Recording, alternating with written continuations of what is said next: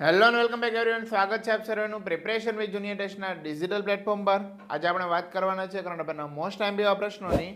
અને આપ અમારી ચેનલ પર પ્રથમવાર હો તો ચેનલને સબસ્ક્રાઇબ કરવા ના ભૂલતા, સાથે સાથે બેલ આઇકન પર પ્રેસ કરી દેજો જેથી આવનારા તમામ વિડીયોની અપડેટ આપ સુધી પહોંચતી રહે. અને હજુ સુધી તમે અમારી ટેલિગ્રામ ચેનલ તેમજ વોટ્સઅપ ચેનલ જોઈન ના કરી હોય તો નીચે ડિસ્ક્રિપ્શન બોક્સમાં તેની લિંક આપેલી છે, તો ત્યાં જઈને તમે જોઈન કરી શકો છો.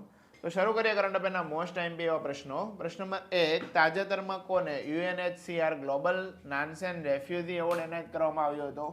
તો આપણો સાચો જવાબ છે ઓપ્શન ડી, અબ્દુલ્લાહી મીરે. પ્રશ્ન નંબર 2, ભારત કયા વર્ષ માટે ઇન્ટરનેશનલ મેરીટાઈમ ઓર્ગેનાઇઝેશનના કાઉન્સિલમાં ફરી ચૂંટાઈ આવ્યો છે? તો આપણો સાચો જવાબ છે ઓપ્શન એ, વર્ષ 2024-25. પ્રશ્ન નંબર 3, તાજેતરમાં ભારત કોડેક્સ એલિમેન્ટેરિયસ કમિશનની એક્ઝિક્યુટિવ કમિટીના સભ્ય તરીકે ચૂંટાયો હતો.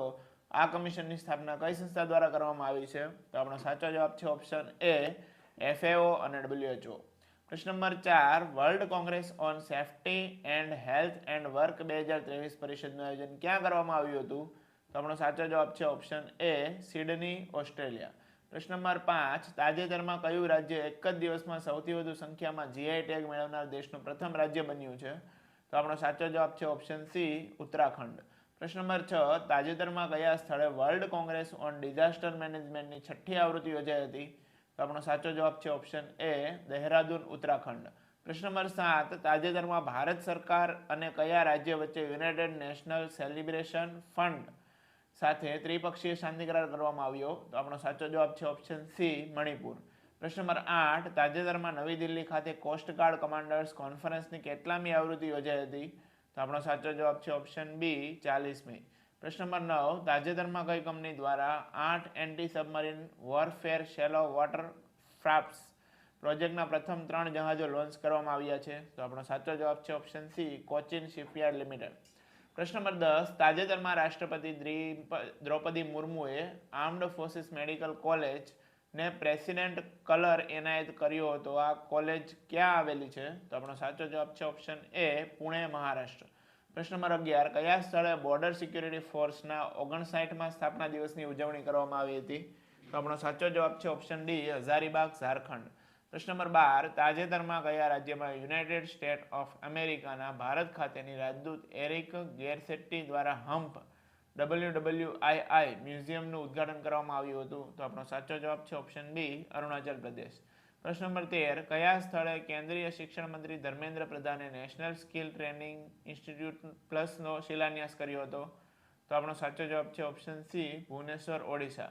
પ્રશ્ન નંબર 14, યુનાઇટેડ કિંગડમના ડ્રગ નિયામક દ્વારા સિકલ સેલ એનિમિયા અને ટ્રાન્સફ્યુઝન ડિપેન્ડન્ટ બીટા થેલેસેમિયા માટે CRISPR પર આધારિત વિશ્વની સૌપ્રથમ જીન થેરાપીને મંજૂરી આપવામાં આવી છે. આ થેરાપીનું નામ શું છે? તો આપણો સાચો જવાબ છે ઓપ્શન સી, કેસગેવી થેરાપી. પ્રશ્ન નંબર 15, કોના દ્વારા global coal plant tracker report 2023 પ્રકાશિત કરવામાં આવ્યો? તો આપણો સાચો જવાબ છે option B, Global Energy Monitor. પ્રશ્ન નંબર 16, કયું એરપોર્ટ CTX સિસ્ટમ ઇન્સ્ટોલ કરનારું દેશનું પ્રથમ એરપોર્ટ બનશે?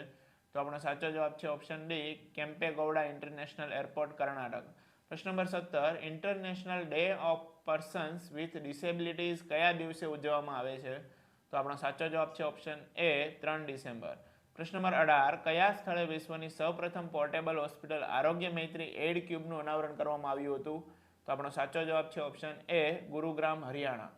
પ્રશ્ન નંબર 19, તાજેતરમાં ઉડે દેશ કા આમ નાગરિક ઉડાન યોજના અંતર્ગત પૂર્વોત્તરના રાજ્યોને આંતરરાષ્ટ્રીય સ્થળો સાથે જોડતા કેટલા નવા હવાઈ માર્ગોને મંજૂરી આપવામાં આવી છે? તો આપણો સાચો જવાબ છે ઓપ્શન ડી, 4. પ્રશ્ન નંબર 20, તાજેતરમાં કઈ આંતરરાષ્ટ્રીય સંસ્થા દ્વારા હિન્દુ કુશ હિમાલયનું આબોહવાના જોખમોથી રક્ષણ કરવા પહેલ લોન્ચ કરવામાં આવી હતી? તો આપણો સાચો જવાબ છે option C, Asian development bank. જો મિત્રો વિડીયો પસંદ આવ્યો હોય તો લાઇક, શેર અને સબસ્ક્રાઇબ કરવા ના ભૂલતા. ફરીથી મળીશું આવા જ વિડીયો સાથે. ત્યાં સુધી જય હિન્દ, વંદે માતરમ.